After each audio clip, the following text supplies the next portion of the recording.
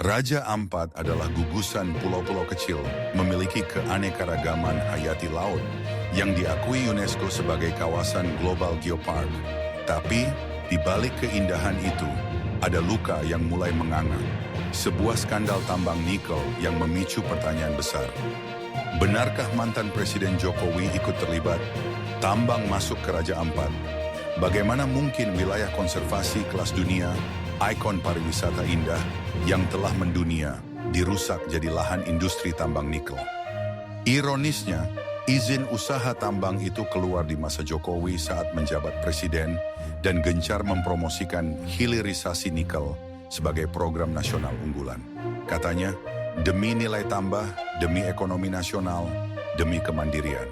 Namun fakta di lapangan menunjukkan bahwa pelaksanaannya penuh celah dan diduga kuat menjadi pintu masuk kekuasaan elit politik, korporasi, dan para oligarki untuk menguasai tambang nikel, bahkan di tanah-tanah yang seharusnya dilindungi.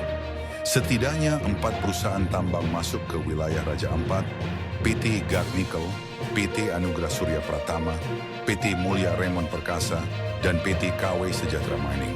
Menurut jaringan tambang atau Jatam bahwa izin mereka diterbitkan dengan prosedur yang dipertanyakan.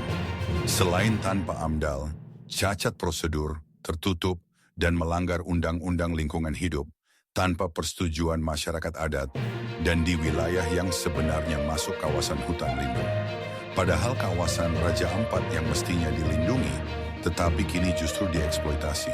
Sedangkan menurut Greenpeace Indonesia, menyebut adanya ancaman besar terhadap ekosistem dan kehidupan masyarakat lokal. Meskipun belum ada hasil investigasi terkait dengan dugaan keterlibatan Jokowi, namun publik mensinyalir terdapat 8 puzzle mencurigakan yang mengaitkan skandal tambang di Raja Ampat ini dengan Jokowi. Pertama, izin tambang 2017 dikeluarkan saat Jokowi menjabat. Padahal Undang-Undang Nomor 1 Tahun 2014 jelas melarang dilakukannya kegiatan tambang di pulau-pulau kecil. Kedua, peran Luhut Panjaitan. Luhut Panjaitan adalah arsitek hilirisasi, pengendali investor, dan izin ekspor. Tidak mungkin izin tambang di kawasan Raja Ampat tanpa sepengetahuan dan koordinasi dengannya. Ketiga, jejak oligarki.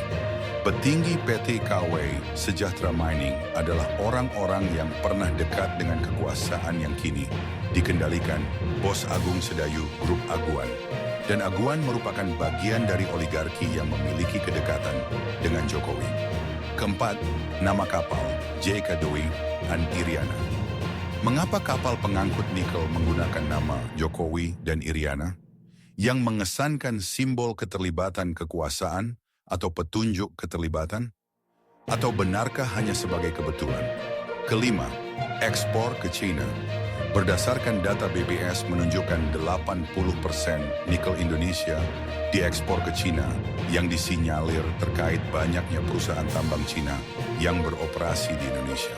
Keenam, afiliasi perusahaan PT Anugrah Surya Pratama merupakan perusahaan tambang nikel yang beroperasi di Raja Ampat adalah anak perusahaan PT Wangxiang Nikel Indonesia yang terafiliasi dengan perusahaan raksasa nikel China Fansun Group. Ketujuh, penyelundupan 5,3 juta ton. Ekonom senior Faisal Basri menyebut ada penyelundupan 5,3 juta ton biji nikel ke China saat ekspor dilarang yang merugikan Indonesia ratusan triliun. Mengapa hingga saat ini kasusnya tidak diusut? Dan siapa yang lindungi? Kedelapan, Kode Blok Medan. Muncul dalam sidang korupsi tambang Maluku Utara dengan terdakwa mantan Gubernur Maluku Utara Abdul Ghani Kusuba. Kode Blok Medan diduga merujuk pada Bobi Nasution dan Kahiyang Ayu, menantu dan anak Jokowi. Jokowi pernah memuji keindahan Raja Ampat sebagai yang terbaik di dunia. Tapi kini, kawasan itu justru dibiarkan rusak karena tambang. Pertanyaannya, benarkah Jokowi tidak tahu kawasan ini berstatus UNESCO Geopark? Publik mencium adanya kong-kali-kong antara penguasa, elit, politik, oligarki, dan korporasi. Hilirisasi hanya jadi dalih untuk mengangkut hasil tambang sebanyak-banyaknya, sementara rakyat dan negara justru tidak merasakan manfaatnya. Raja Ampat bukan hanya gugusan pulau, Ia simbol dari pertarungan antara keindahan yang ingin dijaga dan keserakahan kekuasaan, elit politik, korporasi, dan oligarki yang terus memaksa masuk. Benarkah Jokowi tidak terlibat?